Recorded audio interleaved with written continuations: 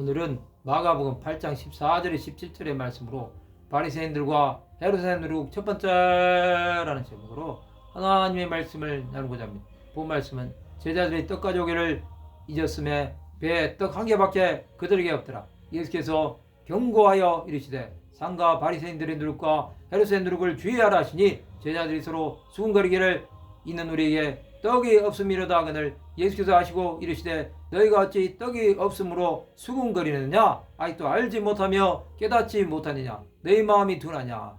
이제 제자들이 떡 가져오는 것을 잊었습니다. 그들은 예수와 함께 다니면서 떡을 항상 준비하였습니다. 그러나 이때는 배에 떡 한 개밖에 없었습니다. 그들은 그 정도로 바쁜 사역을 했던 것입니다. 이때 예수께서 바리새인들의 누룩과 헤롯의 누룩을 주의하라 말씀하셨습니다. 이것은 그들의 교훈은 듣지만 그들이 행하는 바는 본받지 말라는 말씀이었습니다. 그러나 그들은 깨닫지 못하고 떡이 없어서 이런 말이 나온다고 생각한 것입니다. 이 정도로 제자들은 믿음이 없었습니다. 그들은 예수 앞에 나왔음에도 먹는 문제만 생각한 것입니다. 이것을 주 예수께서는 불쌍히 보시는 것입니다. 우리는 이 문제를 초월해야 합니다. 그렇지 않으면 하나님의 은혜를 입을 수 없습니다.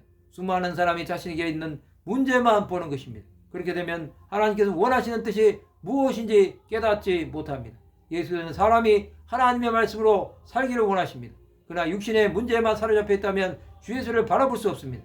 육신의 생각은 사망이요 영의 생각은 생명과 평안입니다.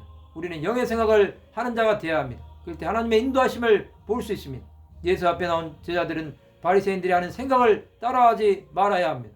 그들은 예수를 죽이는 일에는 앞장을 섰습니다. 그러나 예수를 따르지는 않았습니다. 예수 앞에 나온 사람들은 예수께서 무엇을 해서 믿은 것이 아닙니다. 그들은 예수를 따르는 것을 기뻐한 것입니다.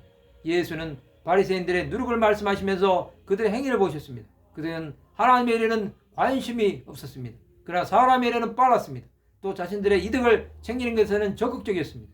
이들은 결국 사람의 일에만 관심이 있는 자였다는 것입니다. 우리는 하나님 나라를 위해 드려지는 자가 되어야 합니다. 또 하나님의 말씀이 삶의 방향을 잡아주는 키가 되어야 합니다. 이것을 가지고 살아가는 자는 세상의 것이 흔들어도 흔들리지 않습니다. 우리의 행위가 하나님을 감동시키면 그것은 하나님의 영광이 될 것입니다. 우리는 그 하나님만을 위해 살아야 합니다. 예수는 말씀과 행위가 일치하셨습니다. 우리는 그 예수로 인해 사는 자들입니다. 그 예수께서 우리를 인도하시도록 날마다 주를 위해 드리는 자가 되어야 합니다. 그것이 우리가 사는 목적이 될 것입니다. 예수 안에 있는 생명이 죽어가는 영혼에게 산소망이 됨을 전해야 합니다. 말씀을 마치고자 합니다. 사람의 교훈이 아니라 예수의 교훈과 말씀으로 충만한 하나님의 백성들이 되시기를 주님의 이름으로 축원합니다.